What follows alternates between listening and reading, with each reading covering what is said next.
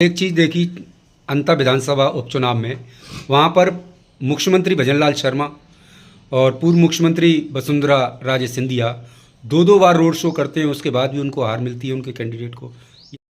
नमस्कार दोस्तों, हमारे साथ है धीरेन्द्र सिंह बैंसला, एडवोकेट और भारतीय जनता पार्टी के करौली से नेता हैं। आइए जानते हैं राजस्थान में हुए चुनाव और बिहार चुनाव को लेकर क्या प्रतिक्रिया है। सर, पहले तो आपको बहुत बहुत बधाई। बिहार विधानसभा चुनाव में आपको बहुत बड़ी सफलता मिली है आपके एनडीए गठबंधन को। वहीं अगर राजस्थान की बात करें तो अंता में आपको एक छोटी सी दुख भरी भी खबर है कि अंता से आप चुनाव हार गए। कैसे देखते हो आप इसको? देखो, पहले तो मैं आपको धन्यवाद दूंगा। बिहार में जो हमारी जीत हुई है, बिहार की जनता का जनादेश है। और बिहार में जिस तरह से लोग जो अफवाहें चला रहे थे, वो अफवाह का सबका खंडन हो गया और आज बहुत अच्छी स्थिति में हमारी जीत बिहार में हुई है। राजस्थान में एक उपचुनाव है अंता में जिस तरह का सोशल मीडिया और भ्रामक प्रचार जो हो रहे थे, उन सबका रिजल्ट सामने आ गया। हम चुनाव हार गए, इसका कोई हमें दुख नहीं है, क्योंकि क्या ये 2 साल के कुशासन पर हार है? कुशासन का जवाब है जनता का राजस्थान में?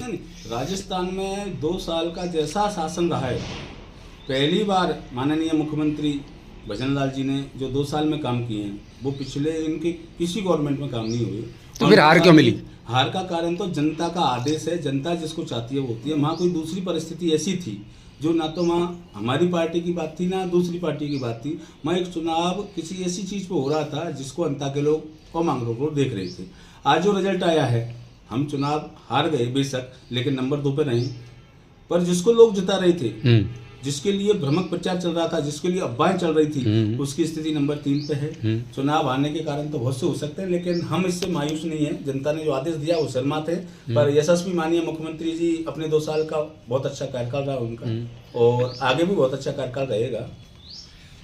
अब अगर बिहार की बात करें, बिहार में आपको बहुत अच्छा बहुमत मिला है और जहाँ कांग्रेस का वोट चोरी जैसा एक अहम मुद्दा पूरे राष्ट्र में चर्चित विषय बना हुआ था, क्या उसको नकार दिया जनता ने? देखो, वोट चोरी वाली बात कर रहे हो तो मेरा व्यक्तिगत मत भी है, हमारी पार्टी का ही मत है। वोट चोरी भारतीय जनता पार्टी नहीं करती। वोट चोरी तो जब से देश आज़ाद हुआ है, देश में संविधान में जब से ये लोकतंत्र चालू हुआ है, वोट चोरी का काम तो बीजेपी ने किया ही नहीं है। बीजेपी तो अब बनी है तो 1980 में। वोट चोरी तो कांग्रेस ने जब भी कर ली। मानिए सरदार वल्लभ भाई पटेल जब देश के प्रधानमंत्री बन रहे थे, तो वोट चोरी किसने की थी? ये जनता सब कुछ समझती है, सब जानती है। आप दूसरी पे लांछन लगा रहे हैं। जब देश आज़ाद हुआ, जब से लोकतंत्र चालू हुआ, जब से तो आप इस सरकार में आए हो, पूरे देश में आप राज कर रहे हो। 70 साल से आपने राज किया है। इस देश में आपने किया क्या है? सिवाय वोट चोरी के गरीबी घटाएंगे, गरीबी हटाएंगे, गरीबी हटाएंगे, गरीबी हटाएंगे, नारे के अलावा आपके हमेशा यही नारे लगते हैं। और आपने आज तक गरीबी नाम की कोई चीज़ को नहीं देखा। आपने दुनिया को गरीब कर दिया, जनता को परेशान कर दिया। क्या ऐसा नहीं लगता है जैसे भारतीय जनता पार्टी की बी टीम की तरह से चुनाव आयोग काम कर रहा था? देखो, चुनाव आयोग स्वतंत्र है।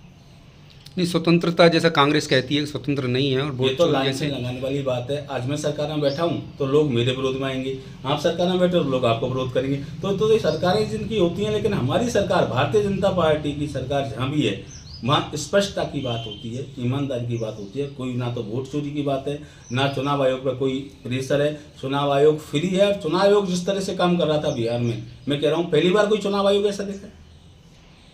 पहले चुनाव आयोग कोई जानता नहीं था। चुनाव आयोग TN शेषन जी आए, उन्हीं को क्यों जानते भाई? चुनाव आयोग तो यही TN शेषन जी थे क्या? उनके पहले भी 2 चुनाव आयोग होंगे, उसके बाद नहीं चुनाव। तो चुनाव आयोग फ्री है, किसी सरकार का कोई दबाव नहीं है। कांग्रेस चाहे दबाव बनाती हो, हम किसी पे दबाव नहीं बनाते, न हमारी पार्टी किसी पे दबाव।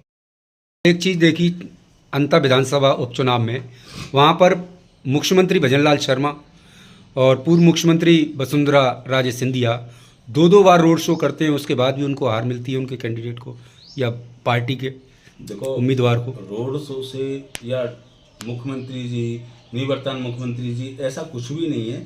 जनता का आदेश शर्माते होते हैं। हार का कारण तो अभी एनालिसिस होगा, एनालिसिस में निकल के आएगा हार के कारणों का। लेकिन मेरा व्यक्तिगत मत है, जनता का आदेश शर्माते। भारतीय जनता पार्टी तो कोई फर्क नहीं पड़ा। चुनाव हुआ, जनता ने जो चाहा वो रिजल्ट दिए, हम जनता की बात को शर्माते। तो ये थे हमारे साथ में धीरेन्द्र सिंह बैंसला। बहुत बहुत धन्यवाद आपका हमारे साथ जुड़ने के लिए। नमस्कार।